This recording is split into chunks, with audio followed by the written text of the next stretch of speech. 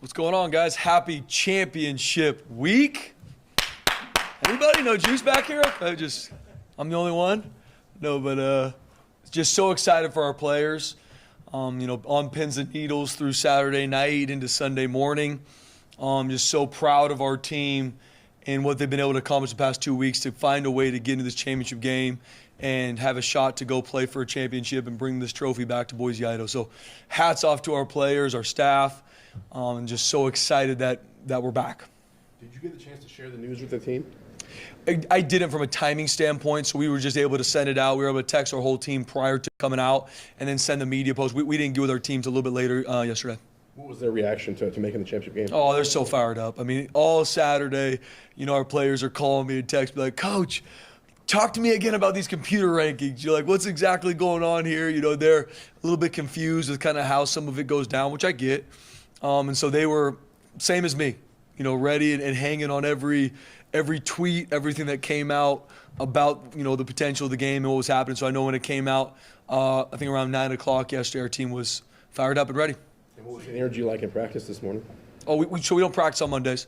So Mondays is all meetings for us, and just this is our players' day off. So it's more just us as a staff. But I know our guys coming through, watching film on their own, just like they've done the past 2 weeks, though. And that's the thing that we talked about yesterday. Is yes, it is championship week, but that doesn't mean you deviate from the process that got you here. No one needs to overthink it. I don't need anyone to put a Superman cape on. Let's just continue with our process. Obviously, continue to find ways to do it better. But our guys went in here excited, watching film, and we'll be ready to go. Spencer, this is a ring game.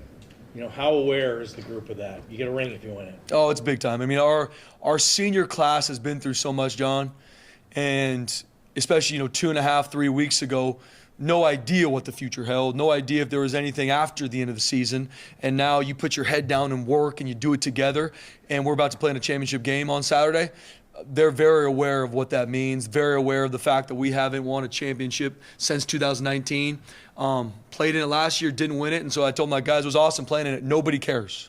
You go to that game to win it, and our team, our seniors are very excited for the opportunity to go bring that trophy back to Boise, Idaho. So just to clarify, you found out shortly before the release went out? Mm-hmm. Like how long before were you able to tell them? Not long before. I promise you that. I found out, and we were able to get it to our players. We're talking minutes. So it was quick, and it happened, and I was excited and fired up, just like our teammates were. After everything, kind of along those lines, just to be in this game now, just 2 weeks ago, like you said, you didn't look like it was going to be possible. What can you say about the resiliency of this team that I guess hasn't already been said? Yeah, no doubt. I mean, first off, you guys know me. Thank you, Jesus. I went to sleep Friday knowing, like, God, you are in control.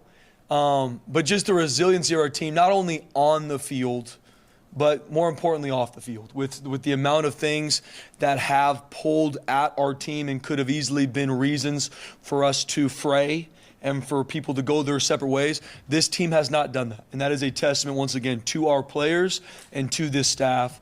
And I think the world of every single person in this building, and they prove that every day.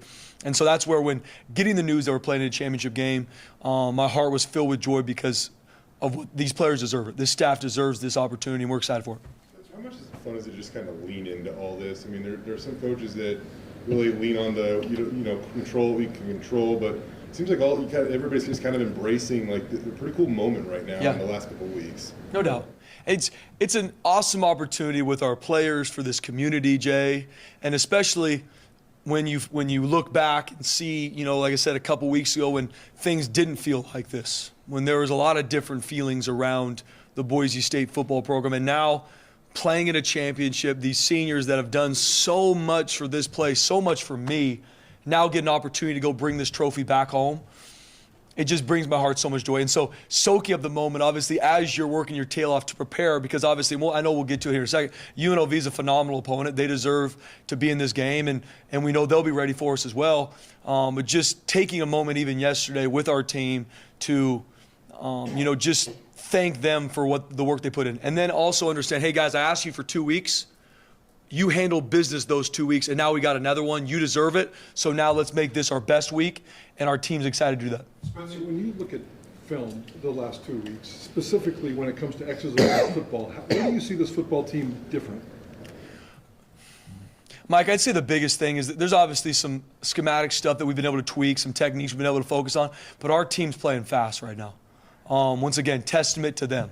Testament to our strength conditioning, testament to our trainers. So that's a holistic group effort to make sure, and once again, testament to our guys, making sure they're going to sleep on time, taking care of their bodies. So, but if we're looking at one thing the past 2 weeks, it has not been perfect schematically, it has not been perfect across the board, but our team is playing fast. We are on the attack in all three phases. That doesn't mean it always works out perfectly, but our team is on the attack, Mike, and that's something I'm very proud of, and that is built in the mentality of what we're going to be in all three phases. You mentioned UNLV. How crazy is it that's been since 2019 since you guys have faced them? Like, that was a lifetime ago, it seems like, with this program. And does that present a unique challenge, not having faced a program in like 4 years? Yeah, just like any week, although it is a championship game, it's still another week. It's another game that we're going to go through our process as a staff, offense, defense, special teams, to go through it. And we've obviously looked at them throughout the year because you have common opponents. You know, they've played Air Force, they've played Wyoming and some teams. So we've been able to see them as we've gone through.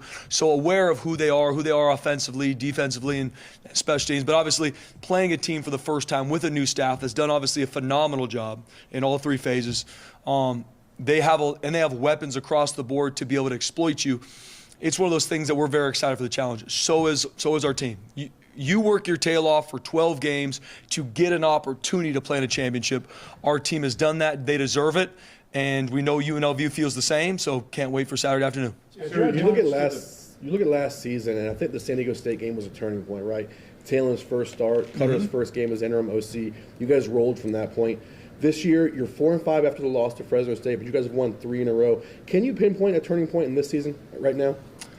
I don't know if there's going to be one moment, Ron. I do know that through adversity, our team's gotten even closer, which shows truly who you are as a team. Because when you go through adversity, like we've been through the past couple weeks, you find out who your leaders are, you find out how much you truly love each other, because like we talked about last week, love is action, love is sacrifice. And you could say, oh, I love you, but if there's no action to match that, if there's no sacrifice to match those words, then you're just blowing smoke, right? So our team being through some of the adversity, I mean, after the Mexico game, head coach gets let go, there's a lot of uncertainty. Our team, our leaders, our captains came together, and there was no flinching. There was no hesitation. It was like, Coach, we're doing this together. We got your back. Let's go to work. And then all of a sudden, we're watching Utah State film 2 hours later. That's a testament to this group. So was it just that moment? No, I think it's always been in them. That's who this group is. That's who these players are. But I'm excited now that people can continue to see that in a big way. You're seeing it now on a big stage, what we've seen for a long time, and they deserve all the They deserve all the credit they're getting now, because that's who they are as people, that's who they are as men. Is there a different feel to the championship game when you haven't faced them? Is there a different preparation that you have to do, maybe that if you had played somebody before? Just the vibe of playing somebody for a first time versus a second. You know, I think whenever you play in a championship game and it's the second time you played them in a season, which we've had to do a lot here with our title runs, it's just it results in different issues, because you're trying to think, okay, what are they going to do? We keep some of the same game plan? How much do we change? How much do we evolve?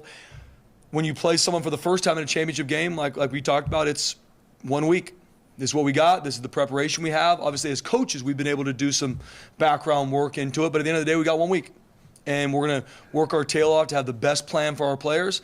If you guys want to take a walk down that hall upstairs, our guys are in there studying film, prepping, so they can have the confidence to play the way they want to on Saturday. And so we're going through our process, Bob, no different than any other week. Obviously, fully aware of what is at stake, fully aware of why these players came to Boise State.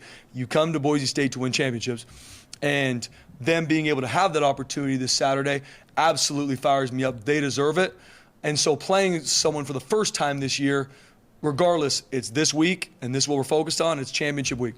Have you had time to reflect on the fact, and I don't even know if you're aware of it, but you're only the second interim coach to ever take a team to a conference championship game. Just to be able to do that, what does it take as a coach to really be able to pull these guys together? Yeah, I mean, you guys know how I'm going to answer that. Someone told me that the other day, and I was very, just excited. But I'm excited for our players because, guys, they deserve all the credit. Our staff deserves all the credit. And I know I'm being a dead horse when I answer these questions, but that's truly how I feel. I'm blessed to be around them.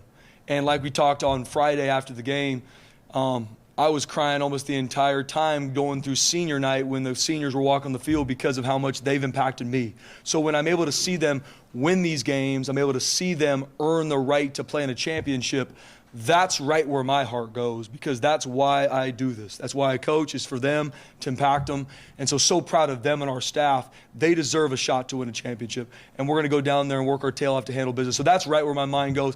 It's cool to hear some of the stats about these things, but that's not what motivates me. That's not what wakes me up and gets me fired up in the morning.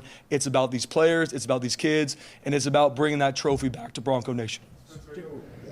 It kind of feels like a weekly update for you, but the coaching search has become pretty transparent with what Boise State is doing, and they're talking about in-person interviews and meeting with people and getting really close to identifying the finalists.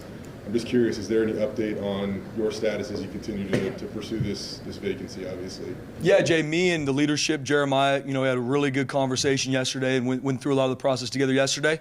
But obviously with the fact that we're playing a championship game, they were respectful of times. We had a great conversation, and then came back to work and had a staff meeting focused on UNLV. So respect, and that's really about where I'm going to leave it right now.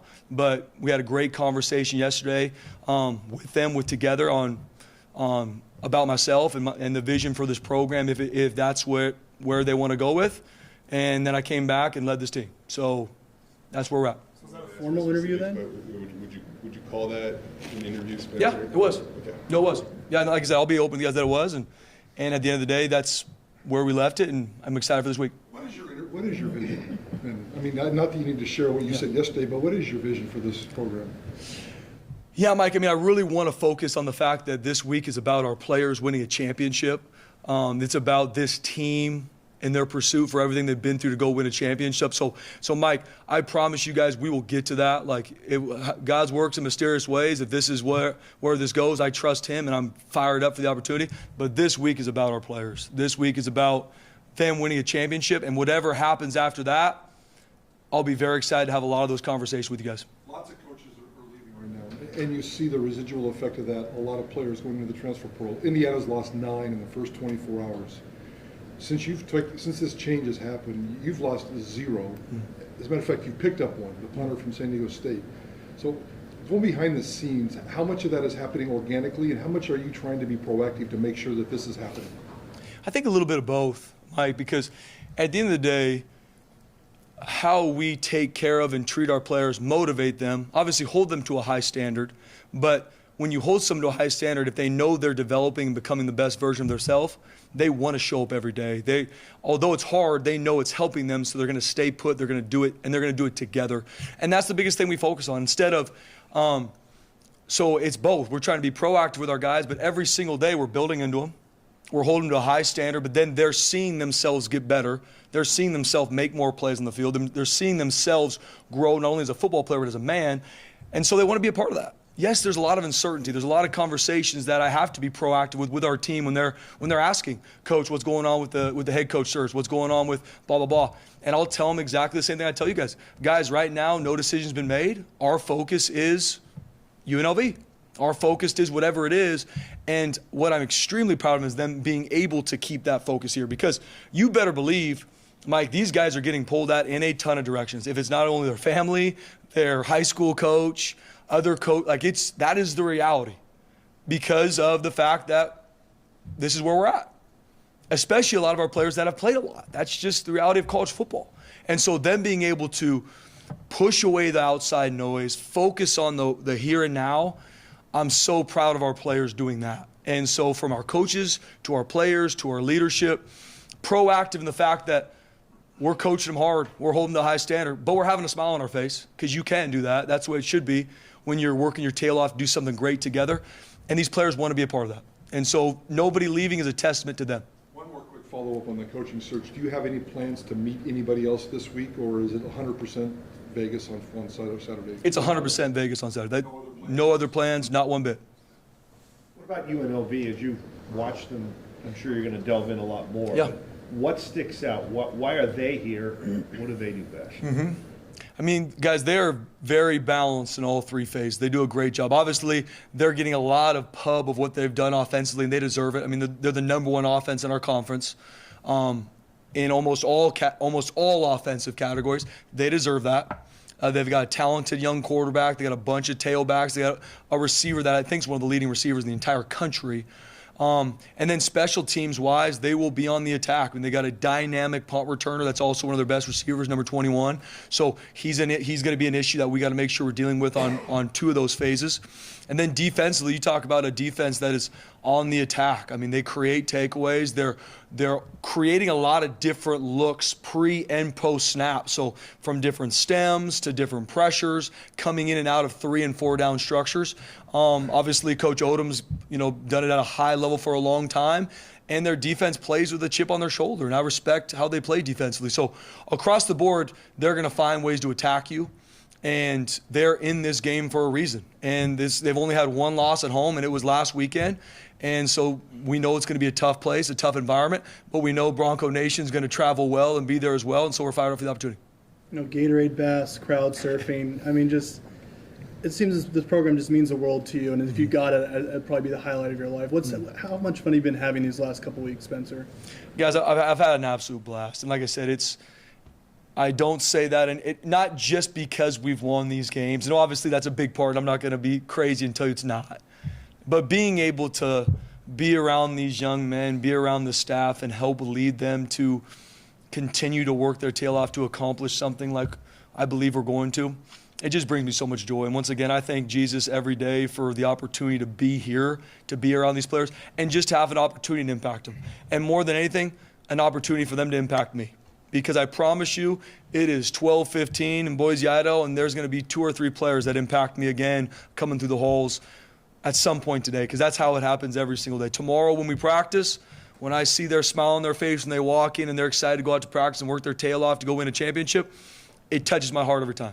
And I can promise them that they're going to get my best, they're going to get the staff's best. So there's a lot of moments through this process that have brought me a lot of joy, but I think holistically, just being able to be around this group and see them blot out the outside, push away the outside noise, focus on each other, focus on what matters and what we can impact now, and they've done that, and I'm a firm believer that's going to change their life in the future too. Is 2 weeks the highlight of your career? So in your coaching career, are these 2 weeks? Is this the most It's close. It's definitely close. I mean, obviously throughout, for me, the highlights of my coaching career are not just what happens on the field. And like we've talked about that, I don't think I will ever say that. I will never talk about my success as strictly wins and losses. My success is what these players 5, 10 years down the road are doing. Them becoming elite husbands, fathers, like that to me, success for me. So, but in regards to some of the joy that I've had with this team and the moments we've had together, they are moments that I've had these 2 weeks that I will never forget as long as I live. Have you reached out to anyone to kind of get advice for leading this program? Sorry, Jay. Oh, a ton of people, Ron. I mean, and we can go, from Coach Peterson to Dirk Cutter to, I can keep going, Bronco Mendenhall, a lot of people that have just even been head coaches that I've known, reach out, even a text, just because I know what I don't know. And I want to be intentional to make sure the product these players have is the best.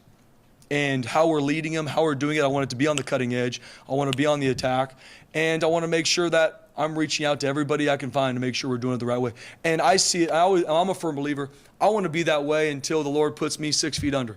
I want to be that 85-year-old guy that brings his notebook and is taking notes everywhere he goes, because you should always be on the attack. You should always want to find and learn something from someone. I think the second you feel you've got it figured out, you are caught slipping. And I don't care what profession you're in. That's just how I believe. I think you always got to be relentless to grow and learn and improve, regardless how successful you are or not. And that's really my mentality. A little more about the coaching search. Jeremiah Dickey, when he announced you were the interim, he said it's not a matter of if, it's a matter of when you'll become a head coach. He reiterated that on our pregame show on Saturday. Chris Peterson on Fox, I don't know if you saw it or not, but he essentially said something very, very similar about you. How do you prove that when has arrived and you're no longer worrying about if? Yeah, no, and Jay, that's a great question. And through this whole process, right? Obviously, we've talked about how much these players, this place mean to my heart, and how much I feel called here, right? I legitimately feel called to this place, these kids, this community. But my focus from the second that I was named the interim coach was 100% focused on this team and us finishing this the right way. I had communication with our players that grown men finish what they start. We're going to do this together. And so that has been my focus. It truly, from my heart, has not been to prove that I'm ready to be a head coach. It has been to focus on these players and finish what they started as a senior group and as the 2023 Broncos. That's been my focus. If that is enough, if that proves that I am ready to who needs that, then that fires me up and I'm ready for it. If it doesn't, then God's got other plans. But my focus is this team. And so I do not wake up every day and trying to be somebody I'm not, trying to do something that someone will look at and approve of. I'm doing everything that I'm passionate about in my heart, in my soul, that is going to put these players in the best possible situation on and off the field. Because that is me. That's my motivation. That's my passion, is these young men. And I'm a firm believer that will create greatness not only in their lives but on the football field, and excited to do that. But when you hear that praise and you hear the players' response, the love they give you, I mean, and the success, I mean, do you feel like you've done enough, though, like to be warranted for this job, you know, be considered? We'll find out. We'll find, I mean, that guy, because that's really, and I'm telling you this, that is where my mindset is. I trust Jeremiah Foley. I trust the good Lord Foley. And my focus this week is on this game and on these seniors. Because once again, I've had great conversations about the job. I come in here and I look at DJ Schramm, Riley Smith, Dimitri Washington, Garrett Curran, George Halani, Ben. And I'm like, I promise you there's no stone unturned. There's nothing I won't do for you and us winning this game, because you guys deserve it. That's my focus. That's what and whatever happens after that, if that proves what needs to be proved, that's awesome. But that's my focus, because that's why I coach, is to be able to impact these young men and give them everything. Fail, learn from, grow from it, grab that in life. That's the only reason I coach, and impact them and make them champions. Because like we talked about a couple weeks ago, I want every single one of our players to be world changers. That's success for me. 10 years from now, when I see all these guys being great husbands, fathers, business leaders, NFL football players, and doing it the right way, that is success. And I'm a firm believer, you create elite men, football takes care of itself. You'll win a lot of games, a lot of big-time games with that group. Spencer, kind of an off-the-wall, non-coach related question. Just kind of a thought I had this week while watching the game. You know, we've talked a lot about JFR, we've talked a lot about Jonah Dalmas, but they don't do their job if the long snapper can't get the ball. We haven't talked about Mason Hutton once this year. What does he bring to the team, and just kind of what's the consistency to have, you know, someone who can get your special teams guys the ball? 100%. It is one of those positions we joke about is you won't know his name until what? He screws it up, right? That's the reality of the position usually. And Mace does a great job. Once again, how he practices every day, how he's dialed in, because it is one shot. You don't got any reads. Oh, bad one. Let me get that ball one more time in game. Like, you got one shot. And he is on point every single time. And not only is he on point with it, but especially in regards to our punting, I mean, he's one of the first ones down, too. So it's not just the snap itself. It's him going to cover some of these monster punts that James has, which he does have some monster punts, and he deserves all the credit that he's getting. But there's a lot of people around him, not only Mason, but especially our punt unit in regards to covering these kicks to be able to get the net yardage that he's getting. Skill set, or what exactly do you look at when you try to determine who's going to be a long snapper? That's a great question. I know it has become its own kind of recruiting, almost like quarterback recruiting, where they've got their own camps and different things where you can go. It's the same for specialists. So in regards to punters, kickers, and long snappers. So from coaching to looking at, a lot of times, more times than not, long snappers are longer limbed so that they can create that velocity that Mace does, which Mason is. But it's a skill set that you work on. It's not something that all of a sudden you walk out to the practice field and say, hey, I want to try long snapping today. It's something he's worked on consistently. And so how on point he is with his long snaps comes from practice, comes from time. And he's been on point this season, and we need every bit of it. Spencer, Bush Hamden, obviously a high-level FBS offensive coordinator. I think that's been proven this Yes. year. He said Yes. he wants to be a head coach sometime too. Should he be considered for this gig, if not other gigs? And how are you and Bush handling that? He doesn't know if he's going to be here next year. Yeah, I think the world of Bush Hamden, and we've said that before. I mean, not only just in regards to who he is as an offensive coordinator, but who he is also as a staff member and as a teammate to me. We've obviously been through a lot together. Didn't really know Bush a lot until he got hired here last January, and we've grown very close. I think the world of not only, like I said, who he is as a person, but who he is as an offensive mind. And he's been able to create and be on the attack this year offensively, even with some of the injuries and things that have happened. I think the world of what Bush has done.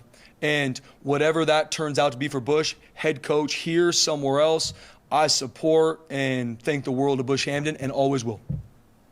You mentioned talking to Bronco Mendenhall about the job. I mean, how do you know him and what's your relationship like? Just over the years, being able to, there's for me, I am that guy that if I find your number through the process, I'm going to probably bug you about something, because I'm going to try, and if it's a scheme, if it's something with leadership impacting kids. So me and Bronco were able to get to know each other 3 or 4 years ago, talking through personnel. There was one of their coaches we were talking to from a job standpoint, and we just became friends. We don't talk all the time, but he just became a guy that I really respect how he's handled this profession, how he handled it as a head coach. And like I said, don't know him extremely well, but have a ton of respect for him.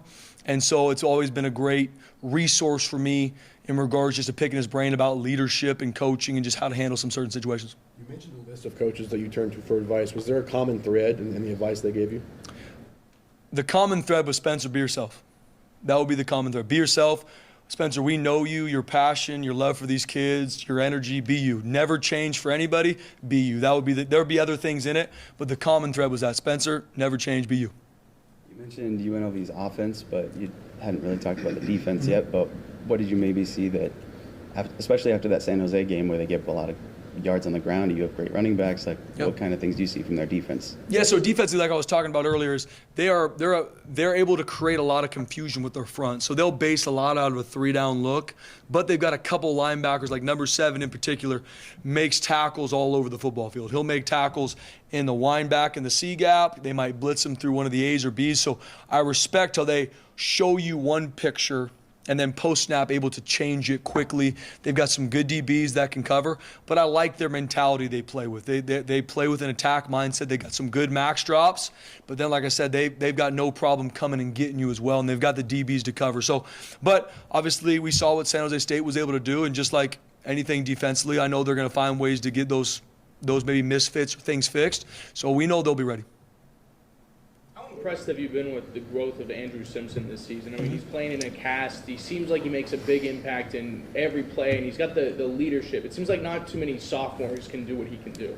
I'm glad you asked about Andrew, because he is a guy that I love coaching, love being around, and I'm so excited about his future. I mean, we're talking about a redshirt sophomore that played a couple games last year because of guys getting banged up, played a lot towards the end of the year, came in as the starter, got banged up against Washington, kind of really hurt his ankle. And ever since coming back from that, not only has he broke his hand and had some other things, but you talk about a guy that has been on the attack from he's got over 15, I think, tackles for loss. Him and Ahmed together have over 30 tackles for loss. He's got sacks. We put him everywhere on the football field. Good luck trying to find where number 10 is. I mean, he's on the edge. He's on one side of the field. He's on the other. So that takes a lot of prep. It takes a lot of time. And that's where he has grown a ton this year. He's always been a savvy football player. He's always been a great blitzer, a great rusher, and has a good knack for finding the football. But where he's grown a lot this year, and I give DJ Schramm a lot of credit as the senior in that room, is the prep time it takes to have confidence and play the way he is. The other thing that I love about Drew is this young man wants to make every play. He's that guy that will be frustrated if they're running the ball the other way. If he's covering a guy, he'll maybe show like he's open just so he can jump the route. He wants to make every play, and you love that mentality. And we've been able to really fine-tune it this year, and he's made a ton of plays. I mean, even on Friday, you talk about a couple big-time TFLs and even a sack that he was able to chase down from the backside. He's just playing extremely hard. And like we talked about, the biggest difference probably the past couple weeks as a whole team is number 10 is on the attack. Like, and you watch it. He's not perfect. There's still a lot of things that I'm excited for him to grow in, and we talked about it together yesterday. But my man is on the attack, and he's going to continue to be that way. And he was in here Saturday watching UNLV film. He'll be ready to go. Ashton's touchdown, the 75-yarder, what role do the linemen kind of play in that? I mean, those guys were 20, 30 yards downfield in the hurry No question. to help spring that thing. Ashton Genty deserves every single thing he's getting right now, and more. Who also deserves a ton of credit is our offensive line. And it's always the unsung hero for the running backs or the quarterback who's not getting touched, throwing the touchdowns. But our offensive line, you talk about a group that Coach Keene, Coach Potter, from a run game and a pass protection standpoint, have done a great job with. They show up to work every day. They put their hard hat on, and they practice their tail off. And all they do every week is just absolutely create and impose their will on a defensive line. And not even a defensive line, it's the secondary as well, because there's guys 25, 30 yards downfield booking it because of these plays that these tailbacks that they're able to create for them. And they don't ask for any credit. They're not looking for anything. They care about this team. They care about their teammates. And it chokes me up talking about, because you talk about the humility that takes. That's uncommon. That's hard for people to have that humility, and they have it. And they are relentless to improve. Once again, they had a meeting earlier today on UNLV and getting a jump on them, Jay. That's this group. And they will be ready Saturday, and they deserve a ton of credit. So do Ashton, so does George. But that group deserves a ton of credit. How long was your interview with Jeremiah? Guys, a lot of those specifics I'm going to keep. I just want you guys to be aware of the process, and it was a great talk, but a lot of those specifics I'm going to keep to myself right now. Appreciate I know that. we ask you about Ahmed almost every week, but he's having such a great season that it seems warranted. Mm-hmm. You know, I know you could see that he was a great athlete when you were recruiting him. I know you knew his brother, but he was so raw when he first got here. What was it that made you confident that he was going to be a successful player? His mentality. You talk about a young, and obviously there's an athletic skill set he had. Explosive, big, strong, had a really good idea of those prior to him coming here. But when a young man is, first off, grateful for everything they're given. Like we've talked about here before, the first time Ahmed got a protein shake, it was like I gave him $1 million. It was like, can I get one of these after every workout? I'm like, you can get 2 if you want. And it was like, oh, man, Coach D is the best thing ever. Right? I think from that night on, he's like, I love you forever. That's my guy. But he's grateful for everything he earns in everything, in all facets of his life. And so little by little, day by day, week by week, you just know he's going to develop. He's got a great skill set. He's tall, he's explosive, he's strong. So it's not like that was just something that we created here. He had that. But our strength staff and our coach have done a great job developing. But he's always had that mentality where he wants to and will put the work in to be great. Because there's a big difference between wanting to be great and earning that every single day. Ahmed earns it every single day. You guys come out to practice tomorrow on Tuesday. My man, like we talked about, has tape on almost every joint of his body because of how many plays he's played and how violent he plays this game. But he will practice no different. The way you see him practice tomorrow is the same way you saw him play on Friday. Will be the same way you see him play on Saturday afternoon.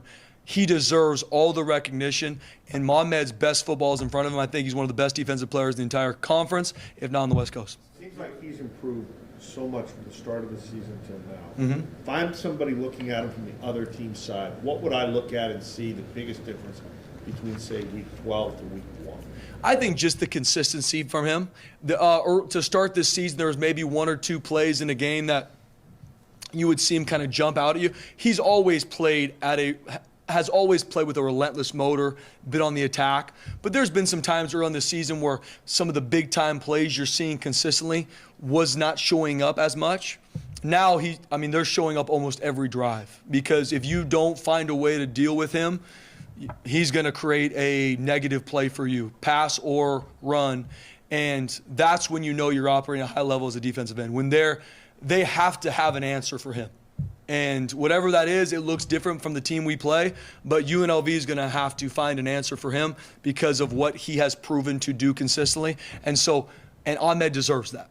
The recognition he's going to get because of that, Ahmed deserves. And once again, his best football is in front of him. and I think he's one of the best players on the West Coast. He was good last year, but he's great this year. I mean, can you pinpoint the moment when things kind of started to click for him? Was there a moment in practice that you saw, or maybe a meeting or anything like that? I don't know if it's one moment, Ron, because just like anything, we're a developmental program. And our goal is to find young men with a certain skill set, physically and mentally, that we can develop. And then all of a sudden, 1 or 2 years, everyone's like, where'd you get this Ahmed guy from? Or where'd this guy? That's what we do. We develop these guys, and then they become not only champions and elite football players on the field, they become great citizens and students off it. Ahmed's no different. Ahmed came here with a lot of great skill sets in regards to athletically, but he had never really played a lot of football. I mean, he's come in here from really 1 year of football, if you count COVID. So it's going to take some time, and we knew that.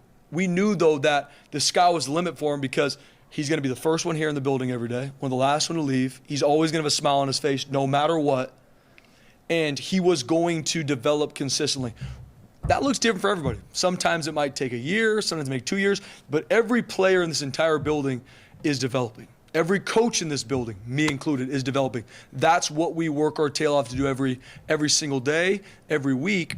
And so last year, Ahmed was exactly where he was supposed to be because he was still working his tail off to improve. Had a great offseason, had a great summer, a great fall camp, started the season, and every week has what? Gotten better. And that's the same way he's going to be to finish the season. The same offseason he's going to have from January, February, same spring ball, and he's going to keep getting, I promise you, Game 1 of 2024 will be the best game he's played. Spencer, if you had any individual have a higher tackling grade than what Alexander Tubner did Nope. Alex Tubner's been lights out tackling, and he has eliminated some big-time plays that could have shown up. And it's not just last week now, Jay. I mean, we pull up the Utah State film. He had a couple monster tackles that if he doesn't get them down, those are big-time runs. And a guy that, similar to some of these other guys we're talking about, doesn't want any credit. He needs zero motivation from me. He looks at me, he's like, Coach, I got him. We're going to go get this thing done. Let's roll. That's who he is. And a guy that is relentless to improve and grow. He has the absolute respect of his teammates because he's earned it.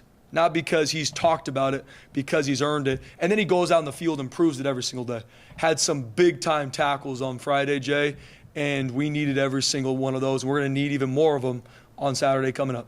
I was a little skeptical if we see DJ at close to what DJ has been before just because of the injuries, but it seems like DJ is getting a little closer to what we've seen him at his peak. What did you think of the way DJ played?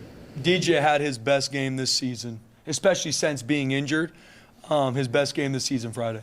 And a guy that on a short week plays every snap the week before, on a short week, fighting his tail off, living in the training room.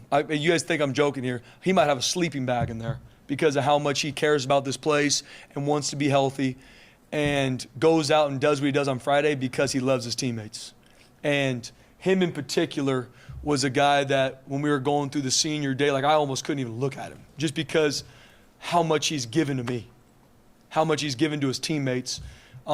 Very emotional for me. So I told him, like, hey, if I don't say anything to you, it's not because I can barely speak because of how much I absolutely adore that young man because of how he's touched me and how he's touched his teammates.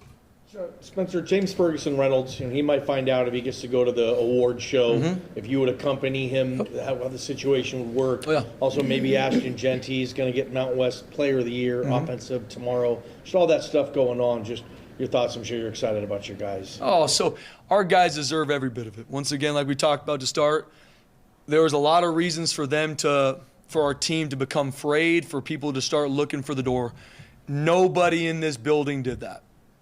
And so the recognition these guys are getting, they deserve every bit of it. And I'll be one of the first set and more. Like James absolutely deserves to be in the finalist and have a shot to earn that award. He deserves every bit of it. Ashton Genty, same. And even more awards. Like that's how I feel about these guys. Once again, I watch them every day. I see the work they put in. And I watch a lot of football across the country. And seeing a couple of these guys get these awards, they deserve every bit of it. And some. And that's my opinion on it. Anything else? One more. Yeah.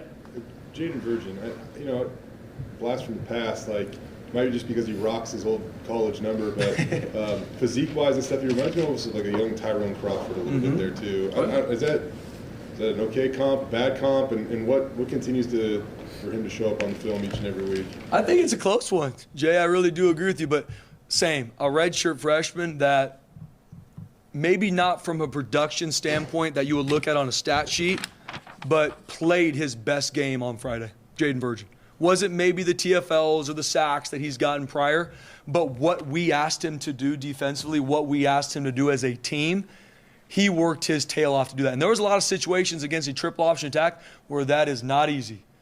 And a young redshirt freshman doing that consistently for his teammates, I saw him after the game, and I told him those exact things, and I mean it. I think it was his best game he's played all season, and his best football is in front of him as well. Anything else? All right, thank you. Appreciate you guys. Thanks, Jeff. Hey, Merry Christmas, fellas.